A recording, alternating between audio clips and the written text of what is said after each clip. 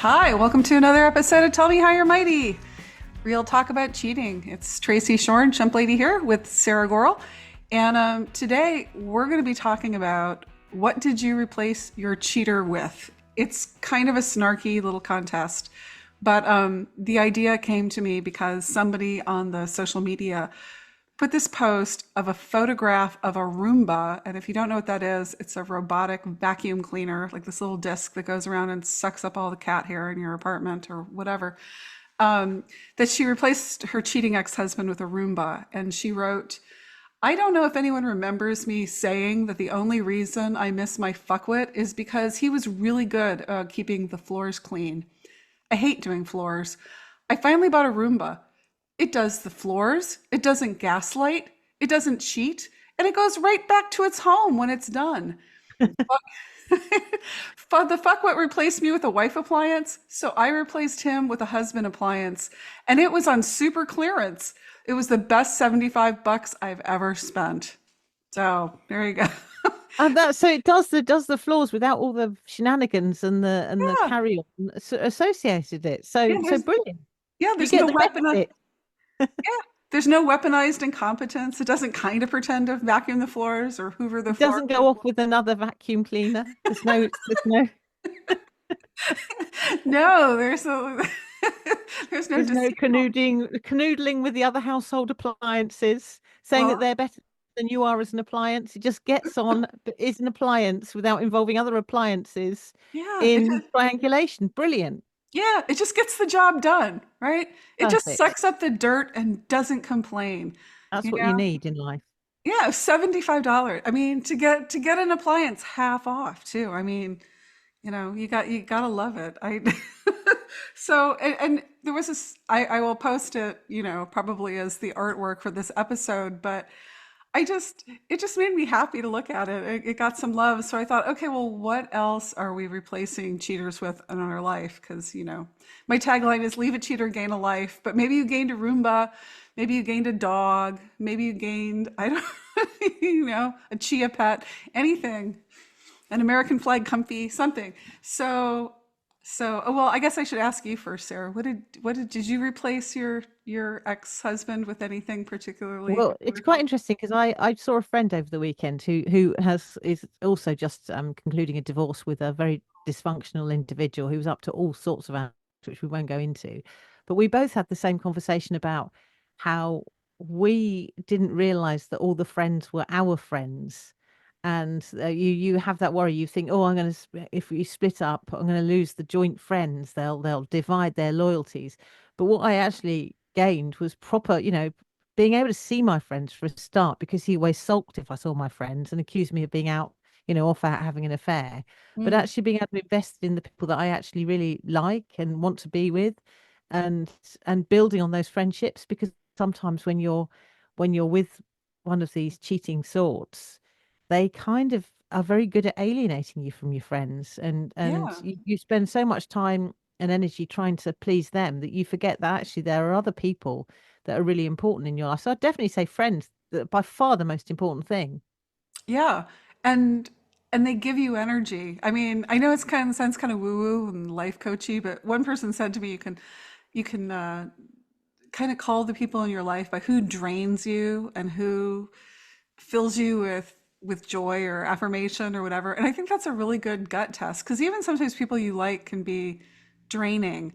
But when you're with a fuckwit, I mean, they're so draining. It's not even just that they isolate you. It's that you just don't have anything left to give, a real friendship. So that is a beautiful thing to have the space in your life for the good people to come in, or a Roomba, like I have to say on the vacuum cleaner story about like replacing ex-husbands with appliances, when I was a young single mother, my having divorced my first fuckwit, I have this older woman friend who's like my second mother, and things are tight. You're a single mom. You're wondering how you're going to make it, and my vacuum cleaner died, and she goes, oh, that's just what happens when you get divorced, things die in threes.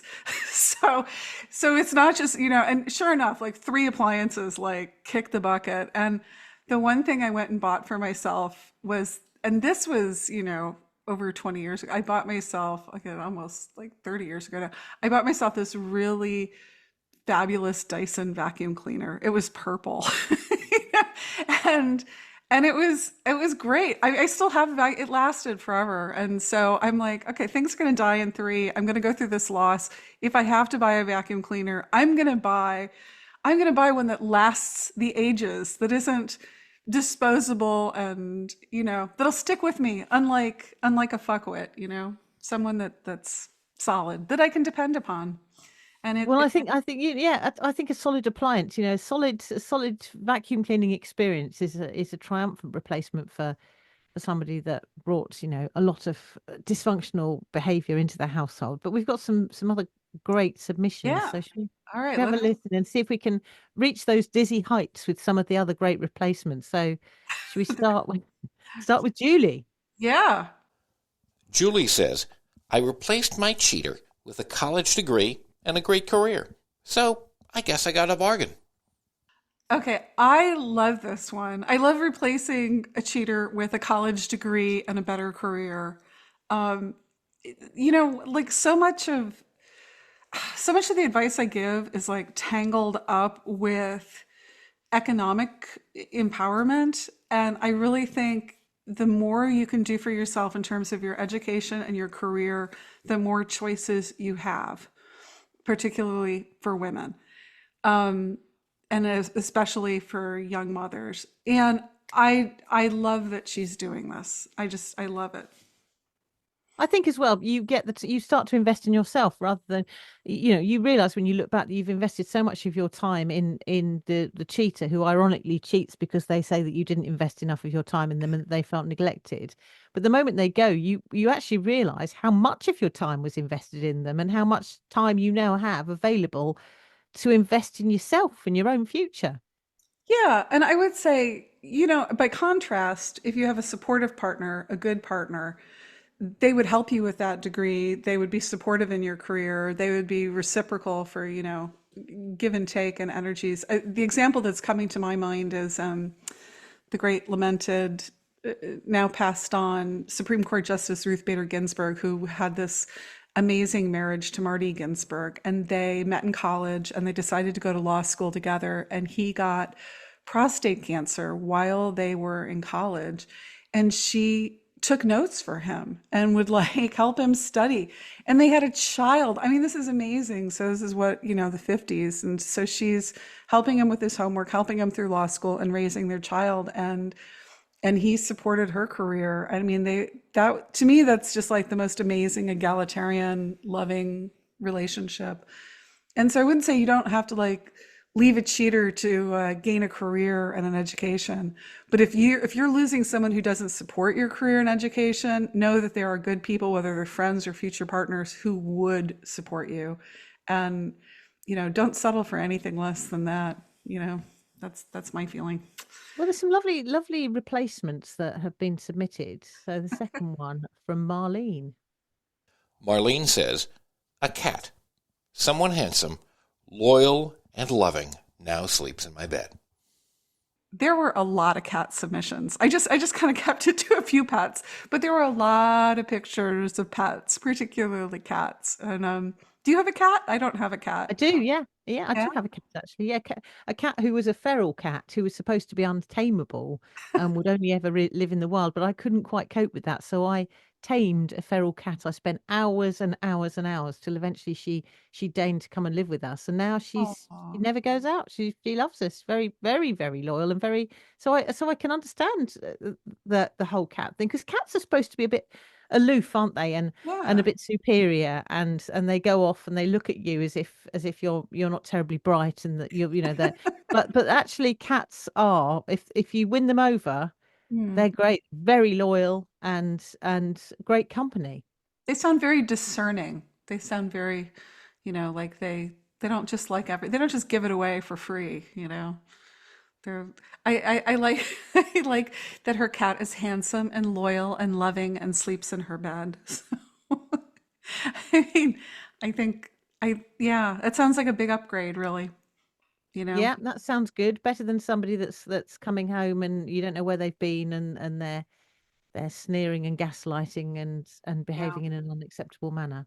I mean, cats hack up fur balls, but is that really worse than a cheater? I mean, they could throw up, they could leave unsightly deposits. I don't know. I mean, I just think on the whole, if you balance it out, cats are probably a lot better than other kinds of roommates. Okay, we have another one from Kelly.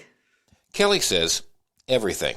Color in my home, master's degree, confidence, cavoodle puppy, robot vacuum, holidays without a third child, the man-child complaining and spoiling the trip, my sanity, houseplants, stronger relationships with my family and friends, wearing what I want, dating when it suits me, and, subsequently, great sex, freedom from abuse. Well, Kelly's got pretty much everything. Yeah, You know, she checked not the really list. the vacuum experience, the pets, the Better confidence, sex, all of it there. houseplants. I know she's got it all. She's got it all. I better I think the one friends. I like best is the holiday without a third child. I think a lot of us can relate to that way, where joyful moments in life are spoilt by someone either sulking or complaining or saying they've got a bad back or they're tired or they're Mhm. depressed, and they rather than them being somebody that adds to experiences, they detract. Yeah, that's a good point. And here's the crazy thing about that. It's that because you're chumpy, by which I mean you're like an empathic person and that other people's distress distresses you, that if you're with a fuckwit on vacation or a man child, as Kelly is, you can't have a good time because he's not having a good time. Now, if the position was reversed, if you were, I don't know, sick or unhappy or something's going on, they can have a great time. Like they're like oblivious. That's like their superpower. They're oblivious to your distress. I don't think it works the other way. I don't think that they would care if you were unhappy. And so, I mean, I think that's part of their cluelessness because I think even if we are unhappy, we do try to check ourselves when you're in a group situation so you don't bring the general vibe down. And fuckwits have no such compunction. They're happy to ruin your special day or your holiday or your kid's birthday or whatever it is. It's just staggering, given the stories that we've had. And So, three words in this as well: freedom from abuse. That's something that a lot mm, of people relate to, is that you don't realize that your relationship is quite abusive and dysfunctional until they go flitting off with somebody else. And although you initially might mourn that, in the longer term you'll look back and think, why did I put up with it? Thank yeah, goodness. Thank goodness this person was snatched away from me and skipped off into the sunset, because now I'm able to live my own life. yeah, with great sex and wearing the clothes you want to wear in a robot vacuum. It sounds like much better life. Much, much better life. I love what Jen says. Let's hear this one. Jen says, courage. Lots and lots of courage. I also took up houseplants. Every time I fall into despair, I buy a new houseplant. It's an opportunity to nurture and care for something that doesn't cheat. More houseplants and courage. And courage. I don't know. I like how the two feed into each other. And Well, I it's nurturing, isn't it? Nurturing yeah. and caring, and then getting the reward of the houseplant responding to that, and growing and becoming more and more beautiful. I think it's such a chumpy impulse. My husband and I were both gardeners. We both love to garden, and we tell the stories of how when we were in former marriages, like gardening was kind of our sanity valve, or it gave us validation. And I know it's kind of a sad thing to say, but when you're tending a house plant or a rose bush and it blooms, you're like, I don't suck. Like, I'm pretty good at this. Like, oh, it responds to me. It's kind of loving you back. It's giving you this plant kind of reciprocity. And you have that sense of, I don't connection or accomplishment or something. Like I'm not invisible, you know. And so I understand the house. I mean, besides the fact that houseplants are interesting and green and lovely, I understand, why you might want a few more of them and more of them. We've got some lovely ones of these, and actually some of them are just very, some of them are longer than the others. But Danny, this is a short submission, but a lovely one. Danny says, myself. massive and immediate upgrade. I like how she says massive upgrade. Yes. You know, yes, you are better. You know, like just being by yourself, even without houseplants or pets or anything. Like this is addition by subtraction. You are better. You are happier. Yeah. Okay. Shall we do another one? Yeah, go on then. Okay, we got Josh here. Josh says, another fixer-upper, a house, good friends, a healthier life, and grad school. All better than what she ever offered. Okay, now this one I can relate to because I am a house codependent. You know, codependency is the addiction to the potential of things. And I fixed up a few fixer-uppers in my day. So I love that he has another fixer-upper, but this time it's not a person, it's a house. And you know, you'll get your sweat equity out of that. That's a worthwhile investment, a house over a fuckwit for sure.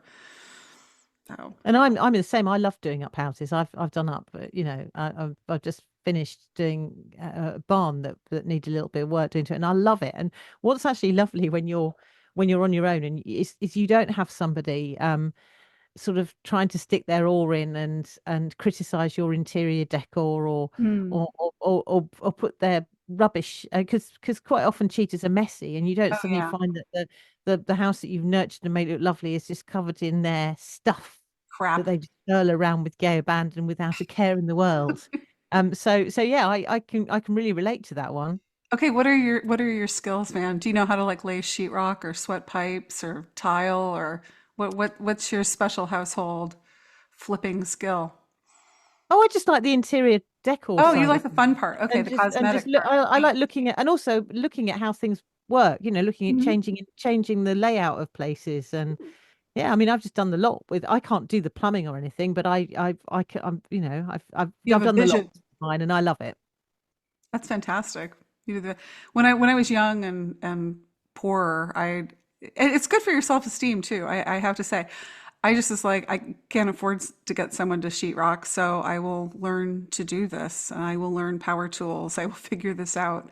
And I've run contests on the blog or Friday challenges where we did something called rage plumbing, where someone like was watching a YouTube video and was so mad that the washing machine or whatever failed to work. And then they realized that like I can do this. I don't need a fuckwit in my life to change the valve or be all superior because they know small engine repair or whatever. I can watch a YouTube video and I can fix it and I can do it myself. It's a great feeling. It's I totally know one of my favorite moments was when the dishwasher wheel went, and haven't got the wheel, and I was standing there thinking, I can't. It was quite an old dishwasher, couldn't get the spare parts. I used some Lego wheels to mend the dishwasher, and they work brilliantly. And Oh it was my just like you God. can solve any problem. And actually, you're right. YouTube is brilliant. You just Yeah. put your error code in there, and somebody very helpful will come up with a long and comprehensive description as to how you sort that error code out. It's fantastic, man. Don't call, yeah, fix it yourself. You know, find your mighty. So I hope Josh is doing that. I mean, okay, we focused on the house, but he did go to graduate school and has good friends and a healthier life. So yay, Josh. All I right. love Nikki's submission. I think this is great.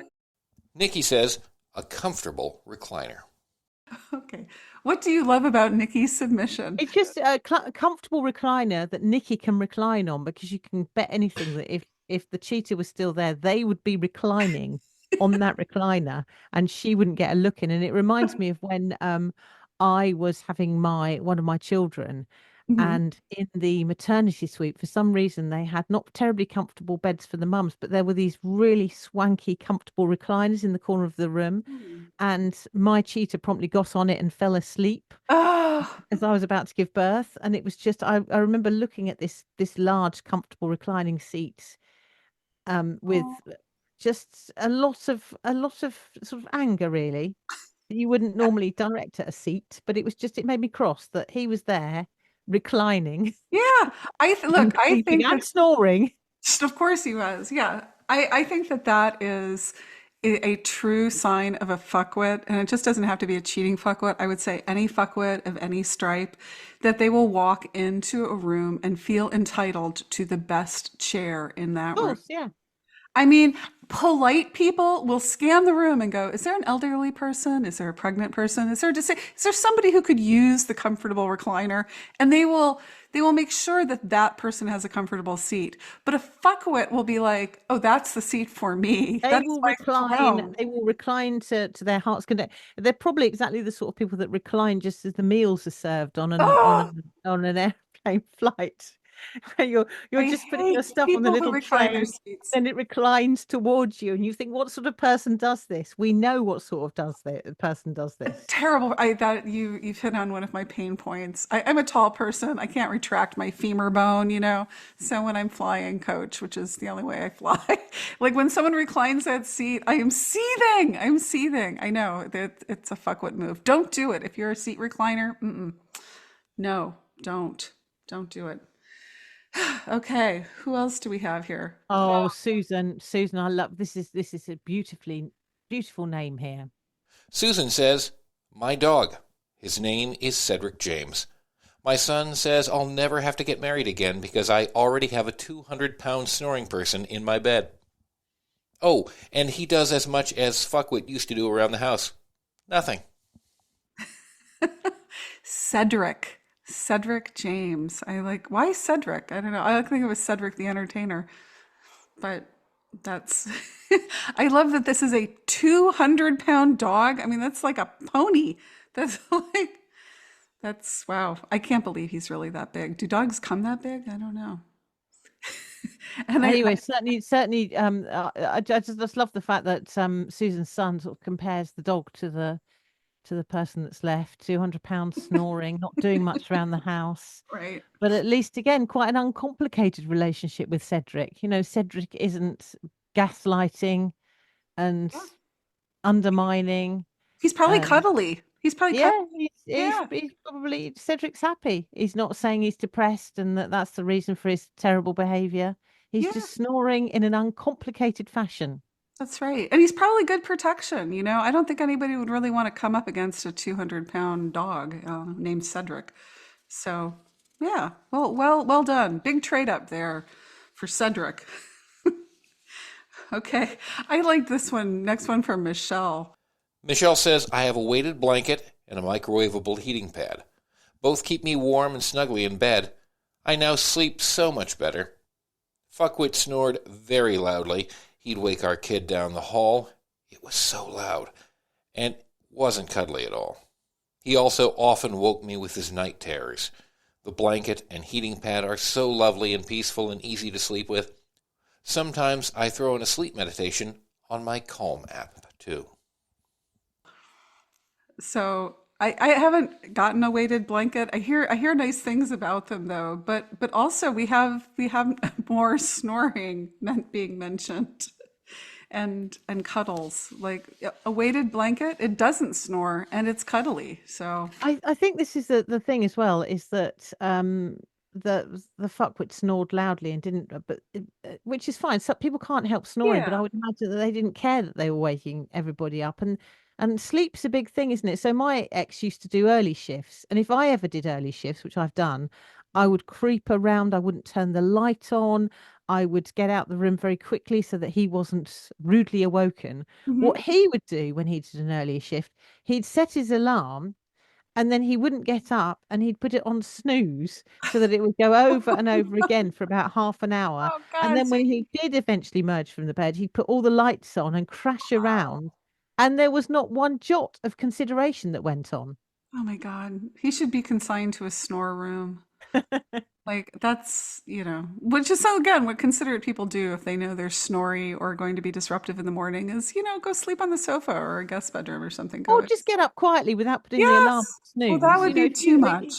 If I was getting up early, I didn't even set the alarm. I just because I'm quite good at waking myself up. There's no way I'd have it going over and over again, knowing that it was going to continually awake the person next to Right. me. Oh no, it's completely obnoxious. It's totally narcissistically clueless. Yeah. Yeah. I'm sure you don't miss that. No. I'm sure you And don't mess this is with a it. theme here, that a lot of things, there are a lot of better options that you have before Yeah, you try to reconcile with somebody who has really, when you look at it, brought absolutely nothing to your life or your marriage or your relationship. that's So right. what else have we got, Tracy? Okay, we have Louisiana. Louisiana says, I replaced a cold slab of meat with cute, comfortable knickers, nursing school, and 27 pairs of luxury orthopedic shoes in every color of the rainbow. I like how she calls her ex-husband the cold slab of meat. Yes. and and that she's replaced him with better underwear. No more having to wear like sexy thongs or anything. I had to edit this one down a bit. Um, Nursing school, well done, and 27 pairs of luxury orthotic shoes in every color. Which, Fantastic.